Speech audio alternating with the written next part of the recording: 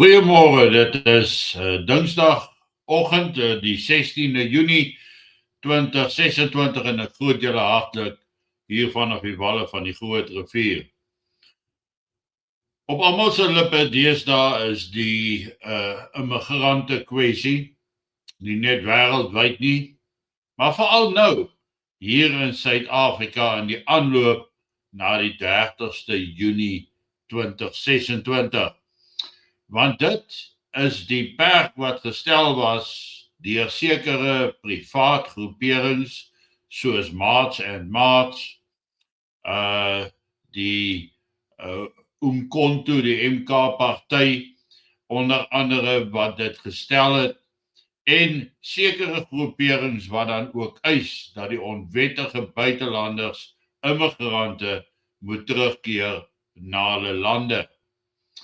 Daar word natuurlik gepraat van groot boetes vir werkgewers wat buitelanders in diens neem, onwettige buitelanders.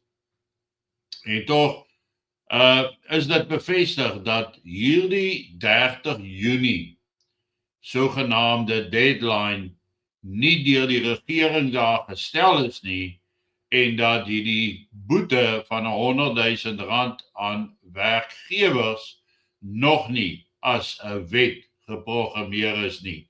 So op hierdie stadium is dit nog net sprake en dreigemente en ons sien dan ook dat die regering het selfs amptelik versoek dat buitelanders Suid-Afrika moet verlaat. Onwettige buitelanders op hierdie tydstip.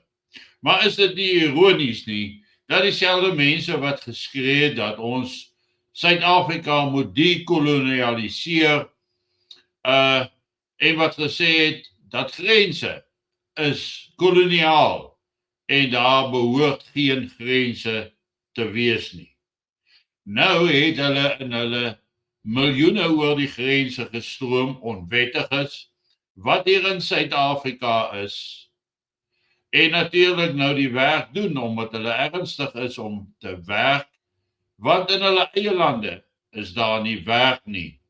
Nou word daar weer geskree en gesê, weg met die onwettige immigrante, deur basies dieselfde persone wat gesê het, ons moet Suid-Afrika dekolonialiseer. Nou ja, ek het nou genoem, oor die feit dat dit nog nie deur die regering as wet afgekondig is nie, maar dat die regering het wel versoek dat mense moet self repatrieer of dan aanmeld by immigrasiebeamptes sodat hulle gehelp kan word om die land te verlaat. Home Affairs has confirmed that over 1,000 Malawian nationals are in the country illegally. Many have been camping at a park in Sherwood, Durban since last week. They claim they left their homes across KwaZulu-Natal amid fears sparked by anti-migrant protests. 7 buses arrived yesterday to transport them back to Malawi. However, many remain in the camp, awaiting clarity on their future.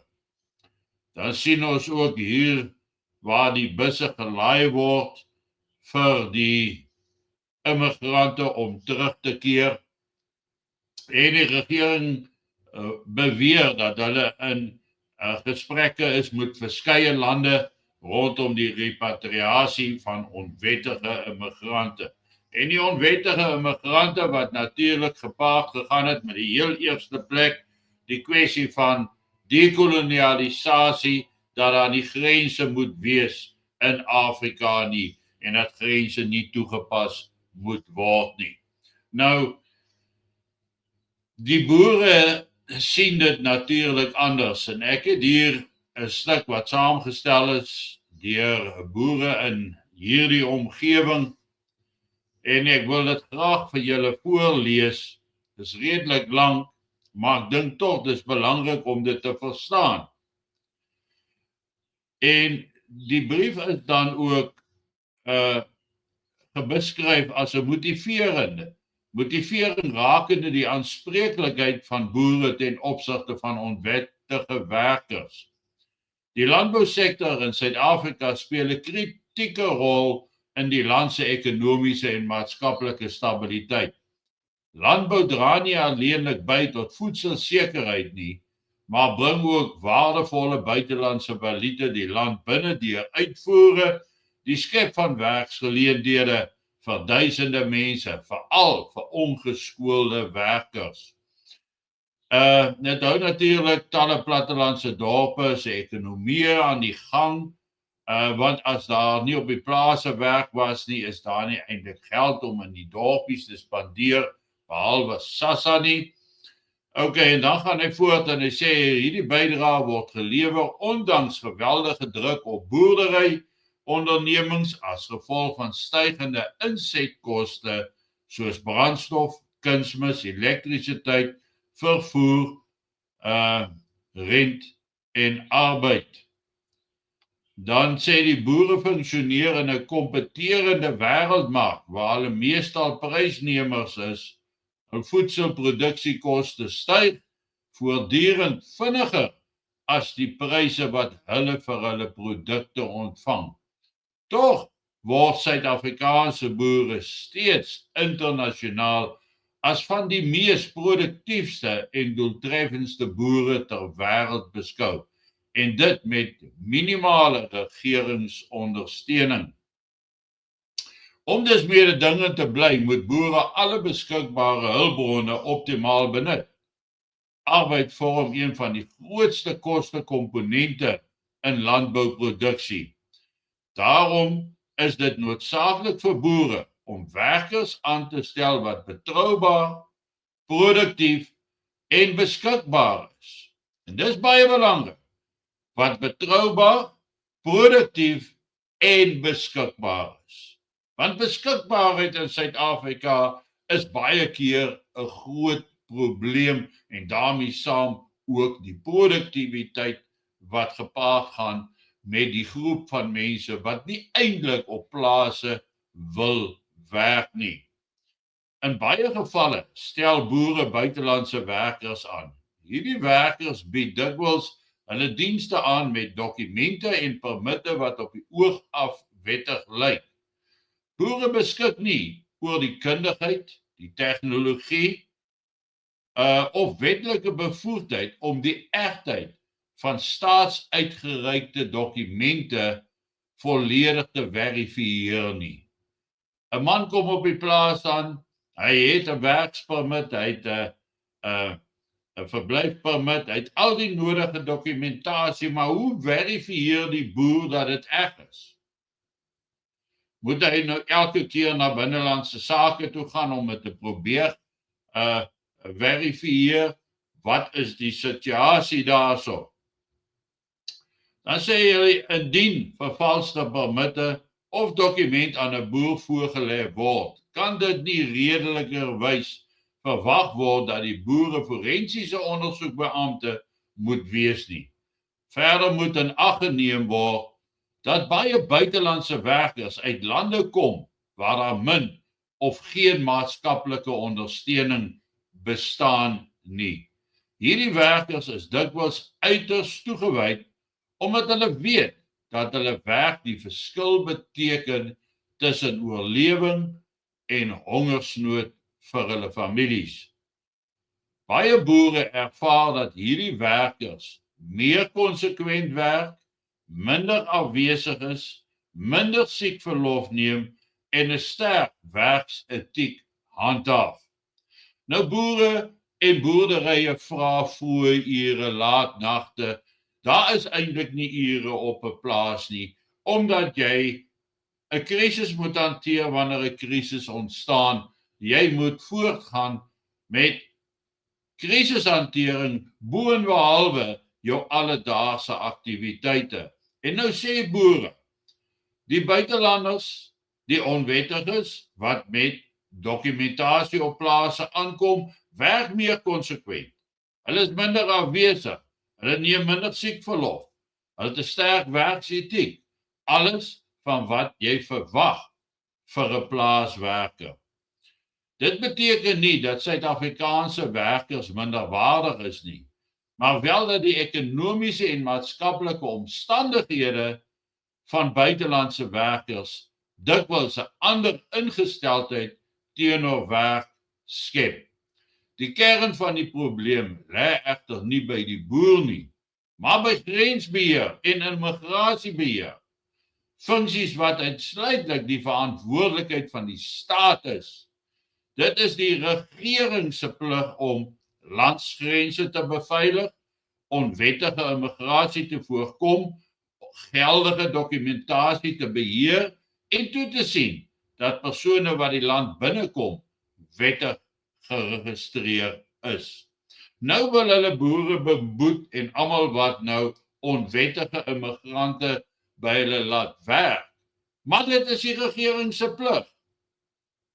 Hulle moet die landsgrense beveilig. Hulle moet die onwettige immigrante uithou. Hulle moet sorg dat daar geldige dokumentasie is en hulle moet toesien dat die mense wettiglik geregistreer is. Dis mos nou nie die boer of die werkgewer se plig om alles te verifieer nie, maar nou word hulle gestraf omdat hulle dink hulle het 'n wettige immigrant op hulle plaas, maar aan die ander kant is dit 'n onwettige immigrant omdat die regering nagelaat het om behoorlike beheer toe te pas. Vir baie jare was grensbeheer in Suid-Afrika onvoldoende, met die gevolg dat groot getalle mense die land binne gekom het sonder behoorlike dokumentasie of beheer. Nou, waar openbare druk toeneem rakende onwettige immigrasie, wil dit voorkom asof die verantwoordelikheid van staatsversuim net afgeskuif word na die boere toe en in ander gevalle na die werkgewer. 'n Staatsfunksie wat nou 'n verantwoordelikheid word van die boer, so asof die boer hom gehelp het om onwettig die land binne te kom. Nou ja, dit is onregverdig om boere met kriminele vervolging en selfs tronkstraf te dreig indien hulle persone in diens neem wat dokumente toon wat later vervals of ongeldig blyk te wees. Veral waar die staat self versuim het om die land se grense te beheer, immigrasiewette toe te pas en die integriteit van die permitstelsels te beskerm. Boere behoort nie gestraf te word vir die staat se onvermoë om sy eie grens en immigrasiebeheer behoorlik toe te pas nie. Indien 'n persoon onwettig in Suid-Afrika teenwoordig is, ontstaan die eerste en grootste vraag: hoe het hierdie persoon die land binne gekom sonder behoorlike beheer? Die Suid-Afrikaanse boer bly 'n strategiese bate vir die land. Hy voed die bevolking, hy verdien buitelandse valuta, hy skep werk, hy ondersteun die plattelandse ekonomie, hy dra by tot stabiliteit in die land.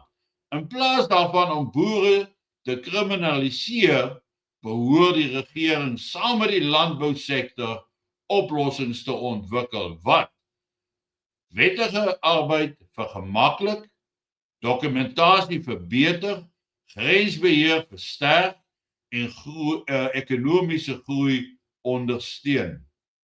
'n Land wat sy landbou en boere verswak, stel uiteindelik sy eie voedselveiligheid, ekonomie en stabiliteit in gevaar.